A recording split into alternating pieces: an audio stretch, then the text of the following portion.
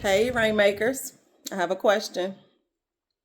I generally see a lot more women attending church, and I generally see and hear about a lot more women going to therapy and trying to get rid of things that have happened to them, trying to find their traumas, trying to heal through some things, trying to release some things. And I love that for the women. I really, really, really do. I hear the women that are having conversations with their grandmothers and with their aunts to learn about their history so that they don't repeat it, to learn how the aunts and grandmothers failed and where they learned their lessons so that this younger generation can do something different. And I love that because if you don't know your history, you're bound to repeat it. But I can't say the same for a lot of men. I attend church. There is a vast majority of women that attend church, even at my church. But I don't see as many men. I see men, but not as many. Even having gone through therapy and several times in my life, even when it was going into the visits at the therapist's office, I would see women in the waiting room. I wouldn't see men in the waiting room. Tell me, men, who are you using as an outlet? Who are you being discipled by? Who are you able to openly speak to in confidence? Who are you getting leadership training by? Who are you getting tutelage by about how to be a better father, a better husband, a better man in your relationship, a better leader in your community, a better employee? Where do you get that guidance from?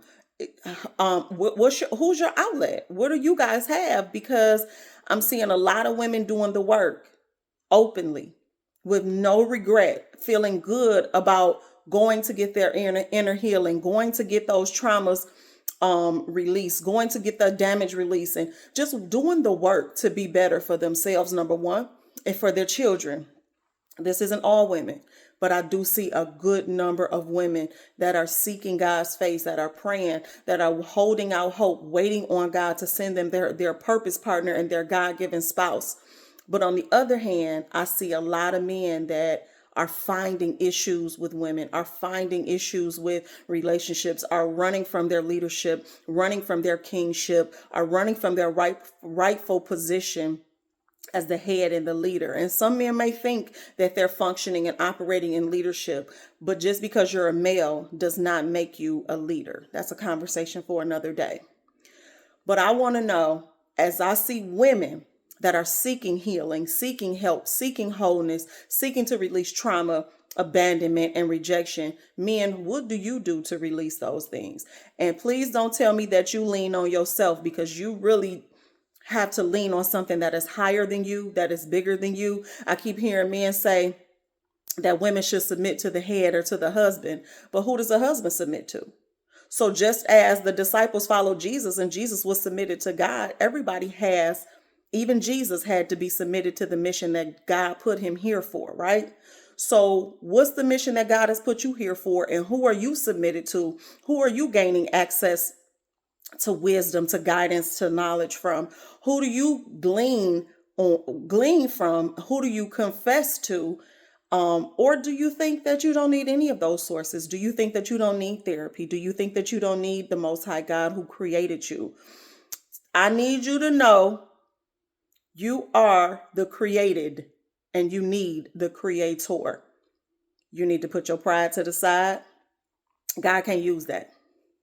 God can only use you when you come humble and say, God, I really haven't figured this out. I really do need a man of God that is faithful, that is committed, that is doing the work that I can sit under, that I can learn from, so that I can be the husband that you created me to be, so that I can be the father, the dedicated father, the loving, communicative father, the supportive father that you created me to be, so that I can be the king, the priest, the prophet that you said that I am.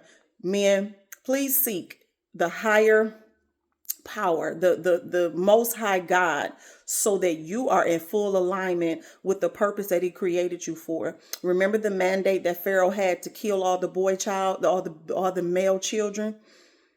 Please know that generationally that mandate is still on your life. And if the enemy can steal, kill, and destroy your legacy through killing your vision of what marriage is, through killing your vision of what leadership is, through killing your vision of what kingship is, and tainting that image, that's what the enemy will continue to do. If the enemy can deceive you out of your rightful place and convince you that, oh, you're not supposed to be a husband. Oh, it's okay to have 5 women. Oh, it's okay to cheat on my wife. It's really not. It's really not. But until you put yourself in position to be submitted to somebody higher than you and to be accountable to the Most High God and submit your heart and let your heart be drawn by the Lord, unfortunately, you won't walk in your full rightful leadership place. You won't walk in your kingship place that has been rightfully given to you. The priest and the prophet and the provider of your home will not fully flourish if you don't submit yourself to somebody. I just came here to say that I see the women doing the work. I don't see as many men doing the work. And I want to know, is it pride? Is it because you don't know where to start to get the support? Is it because you are stuck in a place? Or is it because you don't know that you need to do the work? Is it because you don't know that you need the training? Is it because you don't know that you need the leadership?